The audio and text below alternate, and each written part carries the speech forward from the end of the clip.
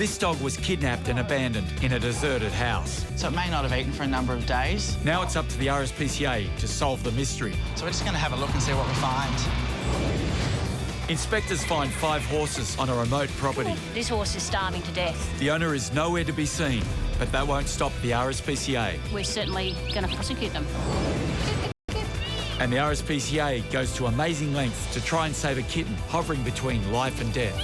Oh, it's in about as bad a spot as I can imagine it would be.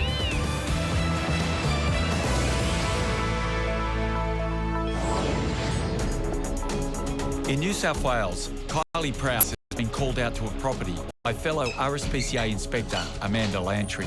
Hey there, how you going? Good, how you doing? Good. What do we got here? We've had concerns for someone's called in about the condition of the horses. Yep. This is the second time we've been here. Yep. The horses haven't improved whatsoever, and if anything, they're starting to deteriorate a little bit more.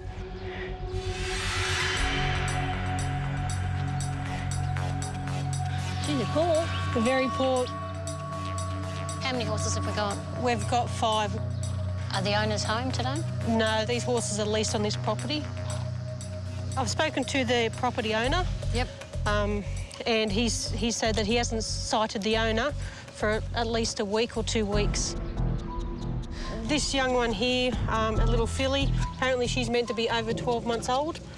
Wow, she's stunted. She's quite small. That's the mother over there. Her hooves are shocking. For a young filly, they're terribly overgrown. Unfortunately, you know, the first 6 months of their life is probably the most important in terms of their growth. So it's stunted now, and it's going to be a real job to get this horse back up to where it should be. Might go and have a look at the mum. She's in really poor condition. Rebel, how you going? Rebel, the foal's mother, not only looks emaciated, she's also frightened of Kylie. You okay, darling? And that enrages the stallion. In Melbourne, Inspector Shannon Walsh is investigating a report of a distressed dog that's been left home alone. Just arrived at a property where I received a report concerning a dog which has been abandoned. Owners haven't been seen for about 2 weeks, so we're just going to have a look and see what we find. Hello. Hey, little puppy. So I can see a little white Maltese cross-type dog. Appears it hasn't been groomed in some time. It's quite matted, so I'm just going to knock on the door. Hey, puppy. Hey, puppy. Hello. How you going? Hello, RSPCA. So you can see it's got access to some shelter in the kennel there. The water so far is scummy water, so I'm just going to have a look around. The only other water is a dripping tap. Hey, little munchkin. It appears the owners aren't just out, they've moved out. But Shannon needs to make sure no one's been returning to feed her. So I'm just going to be checking the bins to see if there's any evidence of animal disposed of. Doesn't appear to be any. Hey, puppy. You hungry? Certainly getting tucked into the food, so it may not have eaten for a number of days. Although all the signs are the Maltese has been abandoned, under the law, Shannon cannot immediately seize her. I'm just going to scan around a little bit of dry food just to get food. So I've provided it some more water. It's got access to shelter. So the next step will be just to leave a notice. Hopefully the owners are attending, and they'll see that notice and get in contact with me. Unfortunately, she may be on her own for another 48 hours before the RSPCA can legally seize her.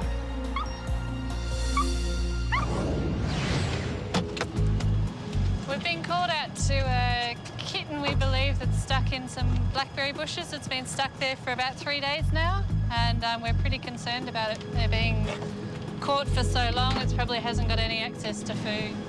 The kitten's cries were heard by workers coming from somewhere down this laneway at this Melbourne industrial park. Puss, puss, puss, puss, puss, puss. Well, I've just heard it in the bushes somewhere. Puss, puss, puss.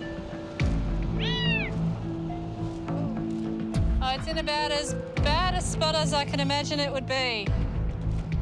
We've got about 2 metres high of blackberry bushes here.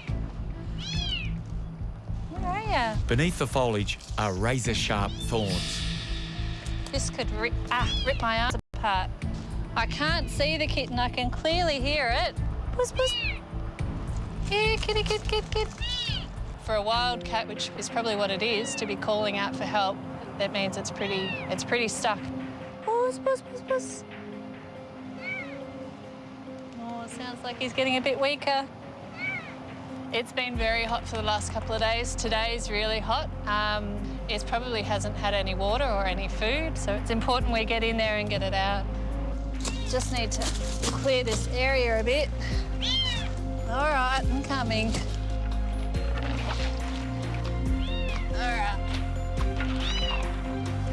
Oh my God, it's right there.